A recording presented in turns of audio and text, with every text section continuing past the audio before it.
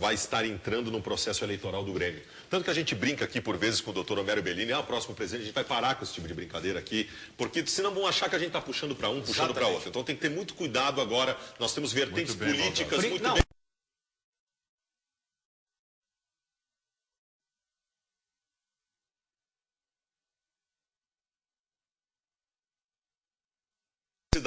De todas essas modificações importantes que o presidente Koff fez, foi porque o presidente Odoni errou, especialmente nos aditivos que ele assinou sem passar pelo Conselho. Outro ponto que me surpreende nessa bela entrevista feita pelo Gustavo Chagas, da Central Band de Jornalismo. Parabéns ao Gustavo. Parabéns a ele. E até o presidente Paulo Odoni começou dizendo, eu sabia que para me entrevistar aqui era algo linkado ao futebol. Evidente, só poderia ser na questão Arena. Segundo o presidente Paulo Odoni, o Conselho do Grêmio, há mais de um ano, sabia dessa questão que seria assinada, mas que já estava, inclusive, encaminhada na gestão, né, colocada, inclusive, em contrato para algumas mudanças. O mais interessante é que eu não vi, nesse período de um ano ou pouco mais, nenhuma manifestação de algum conselheiro dando conta de que tinha conhecimento de que isso iria acontecer, mesmo sem a movimentação do presidente. Esse é um ponto que me chamou a atenção. E outro ponto, se a Arena é um elefante branco... Dourado, tá? Existiam conselheiros contra aliados do ex-presidente Dourado. Não, mas o presidente Hélio Dourado é do Conselho de Administração. Não é? Não, o presidente Dourado não é do Conselho de Administração. Mas, Daniel, Perdão, ele era contra a questão da Arena. Daniel, o contrato que o Conselho assinou era bom. Sim. O problema foram os aditivos que o presidente Odoni assinou ao apagar das luzes da sua gestão e que não passaram pelo Conselho. Para quê? Para poder inaugurar a Arena. Antecipar a inauguração da Arena custou 43 milhões de reais aos cofres do Grêmio. Para estar dentro da gestão Odoni. Custou 43 milhões de reais. E outro ponto, por que a Arena foi inaugurada como um elefante branco, então? Porque a Arena foi inaugurada sem churrascarias, sem cafés... Não, é que o argumento do presidente Paulo Odoni é que a gestão Koff, ela não assumiu a Arena como do clube, e se fosse no caso dele, o presidente Paulo Odoni, já teria churrascarias, 200 mil sócios, ele já estaria bombando, digamos assim, a Arena. A gente não Só sabe que não dava, né? Não dava, com o prejuízo financeiro que ela causou, não tinha como. A gente não sabe, e também eu acho que o Baldasso foi brilhante na sua exposição inicial. A gente tem que se afastar e ter um certo cuidado para não entrar nessa... Porque as declarações política. Elas têm um cunho político agora. Né? E a cada ação vem uma reação e tudo mais, né? E o agora, clube fica a gente não sabe. Eu acho que tudo pode ser feito. Realmente, eu acho que o presidente Paulo Odoni nesse ponto está certo. Podia já ter tudo isso. Mas a que custo? Aí é que está. Hein? Então, a gente não sabe, né? Para o bem do Grêmio, o que era para ser feito foi feito, não da forma que todos gostariam, mas foi feito. E acabou. Se levar adiante esse debate é pior para a instituição. Não é hora para promoção política. E isso é um ponto que me preocupa. O que era para resolver foi resolvido, não ficou 100% como queria, mas melhorou. Então, acabou. Segue a vida. O que tem que se fazer agora é todos, de toda e qualquer vertente política, apoiar a Operação Grêmio, que vem numa comissão mista envolvendo homens do Grêmio e da OAS, para que a gestão da Arena, em no máximo um ano, esteja com o Grêmio. Isso é mais importante que qualquer briga política. Tomara que entendam isso. Roberta Gabardo, vamos participar do programa, né? Só aqui só escutando. A nossa holandesa. O Fábio. Esse Odoni é um fanfarrão. Além de quase nos falir, ainda contratou um monte de perna de pau, pagando mais de 500 mil para cada um. O Rodrigo Tricolor. Seria bem melhor se ele ficasse quieto. O Fernando, respeito o Paulo Odoni, mas se ele for só um pouquinho sensato, vai elogiar o Koff por ter salvo o Grêmio e pedir desculpas por ter deixado o Grêmio em uma fria. Jamais. A grande diferença entre os dois é que um é gremista e o outro é um político. O embate político. Mas eu acho que não é nem eu vou excluir, tá? Vou excluir a figura político Paulo Odoni. Essa rixa que existe entre a gestão Paulo Odoni e a gestão Koff. O Grêmio não ganha nada com isso. Não. Absolutamente nada. Então, ao invés de saudar esse episódio, vai se gerando ainda mais um debate. Então, deu. É ruim. Chico, é ruim pro clube. Em relação às holandesas, o Álvaro disse, só tomar uns golinhos a mais que as holandesas feias já não ficarão tão mais feias assim. Não são as holandesas. Não existe mulher feia. A gente aqui bebeu pouco. Isso aí é uma regra na história. Olha só, vamos mostrar o site do Inter. O Internacional anunciou finalmente o lateral direito Wellington Silva, depois do Fluminense já tê-lo feito, o Abel Braga já tê-lo feito. O Inter confirmou, dizendo inclusive que ele será apresentado hoje, 1h15, já está acontecendo no CT Parque Gigante, como novo reforço. Chegou a Porto Alegre na terça, onde realizou exames médicos, vem emprestado pelo Fluminense com contrato com o Colorado até dezembro de 2014. A minha grande dúvida nesse período de Copa do Mundo é o seguinte, o que tem mais em Porto Alegre? Brigadiano nas ruas ou lateral direito no Inter? Mas a brigada tá... Tem de brigadiano. Olha, eu fiquei... Não, eu estou lançando uma campanha importante para o povo de Porto Alegre, que é a seguinte... Blatter para presidente. Tenha um brigadiano para chamar de seu. Nossa.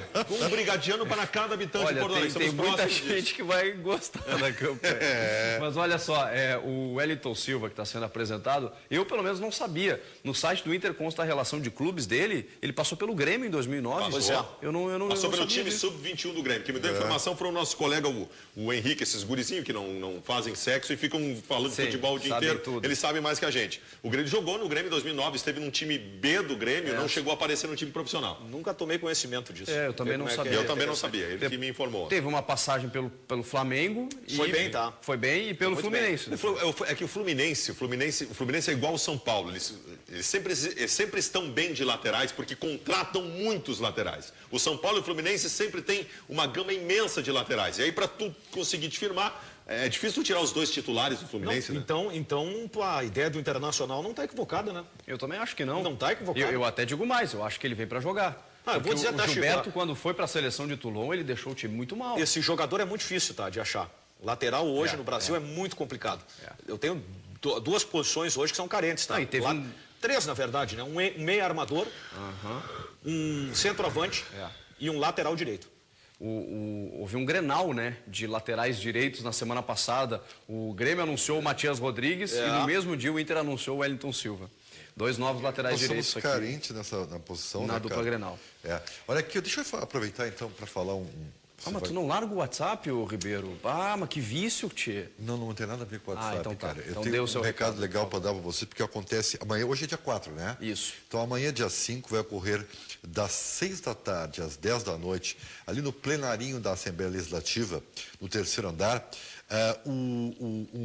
a Comissão de Segurança e Serviços Públicos da Assembleia, que é presidida pelo deputado Nelsinho Metalúrgico, está desenvolvendo um seminário denominado O Legado da Copa para a Política de Segurança em Eventos Esportivos. Então, gente, olha, é um seminário que vai ser dividido em 2 painéis, que vai abordar a questão do legado da Copa para a segurança pública nos eventos esportivos e também o legado que será enfrentado pela questão da violência. Ou seja, estarão presentes Poder Judiciário, Ministério Público, Brigada Militar, Federação Gaúcha de Futebol, além do gerente-geral do COL FIFA, o senhor Hilário Medeiros, além da empresa Gossel de São Paulo, que vai fazer a segurança interna do estado de Beira-Rio. Então, legal, né? Amanhã, 5 de junho, das 6 da tarde às 10 da noite, ali no plenarinho da Assembleia Legislativa. Tá bom? Beleza. Então, valeu. Tá dado o recado. Olha só, vamos mostrar um vídeo que está rodando o mundo, emocionante, sobre a reação de um menino colombiano ao encontrar o atacante Falcão Garcia, jogador que foi cortado da seleção da Colômbia, não estará na Copa do Mundo por conta de uma lesão no joelho esquerdo. No momento em que ele encontra o seu ídolo, vejam a reação que ele teve.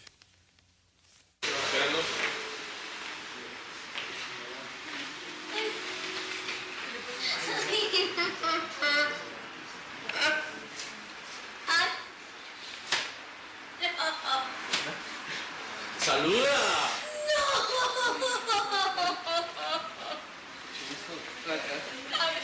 ¡Salúdalo! Saluda, mamá.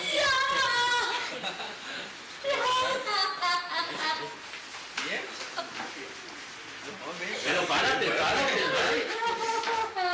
Está bien. Yo se lo fortalece. Y no lo digo para que estés en el mundial. Porque te mejores mejor. Te mejores.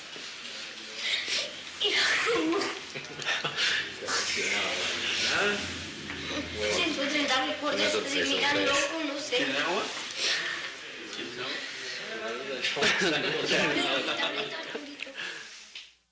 Que coisa, hein, gente? O vídeo é maior, a gente separou um trecho. Nós temos a mesma opinião, né? Só um pouquinho. Nós temos a mesma opinião. Esse vídeo, ele já é um vídeo que foi publicado já há um bom tempo. Foi logo depois da lesão, do período de recuperação do Falcão Garcia. Voltou à tona agora depois de confirmado seu corte. Né? Uma pena, perde muito a Copa do Mundo sem um jogador desse naipe. Isso apenas comprova o que interfere na vida de uma criança e o quanto é referência um jogador de futebol para uma criança. A atitude desse menino aí é a prova de que não é apenas um jogador de futebol, mas é uma referência para a condução de uma carreira, mesmo que ela não venha se confirmar no futebol. Porque ele tem no Falcão Garcia um símbolo, um guerreiro, um lutador, e se ele não for atleta de futebol, assim ele será na profissão que ele escolher. Então essa que é a grande missão. Essa é a grande lição de qualquer jogador de futebol, e a responsabilidade justamente de saber se portar e se posicionar. Sabe que às vezes, por exemplo, assim, não é o meu caso, porque eu não tenho a expressão das nossas estrelas aqui, mas o Baldasso... Não, eu não estou brincando, tá? Nós que aparecemos na televisão toda hora... Às vezes temos que nos cuidar. Exatamente. Às vezes até não é bom isso, porque tira um pouco mas a proporção ainda é muito maior, né? Agora, o jogador de futebol, ele é uma estrela, cara. Ele é uma celebridade. Incomparável. Entendeu? Então, assim, é bom para alguns que estão vendo isso aí. Os clubes tinham que mostrar nas concentrações, porque não é fácil lidar com a fama. Não é fácil. Especialmente os mais jovens, que não têm uma estrutura familiar e que daqui a pouco não conseguem administrar a sua rotina, que é diferenciada. Gente, isso aí é demais, cara. Então, fantástico. Assim, não vou dar uma de pereta, mas respeitem o sentimento, pelo menos, das crianças. E assim, esse é um vídeo para acabar com aquela discussão sobre a vida pessoal do jogador não me interessa. Tu acha que o Falcão Garcia é ídolo desse menino só porque ele é um jogador de futebol? Ele é ídolo como pessoa, como homem, é espelho pro resto da vida. Se o Falcão Garcia for pego bêbado, dirigindo... Imagina a decepção. Imagina a decepção desse menino. Então pare com essa discussão. Pessoa pública é pessoa pública em todos os lugares. Outra coisa, a dificuldade que ele viveu, que o Falcão Garcia está vivendo, é uma referência pro menino. Claro. Para driblar todo o desafio que ele vai ter na vida. Ou seja, o Falcão tem que também se reerguer, tem que se mostrar forte para ser um exemplo de recuperação, de que a vida é feita de altos e baixos, que um tombo às vezes serve como lição, que às vezes um passo para trás pode significar 2 passos para frente. Tudo isso que a gente aprende na nossa família e que a gente tenta passar para os outros, para os nossos amigos e que, enfim, é assim.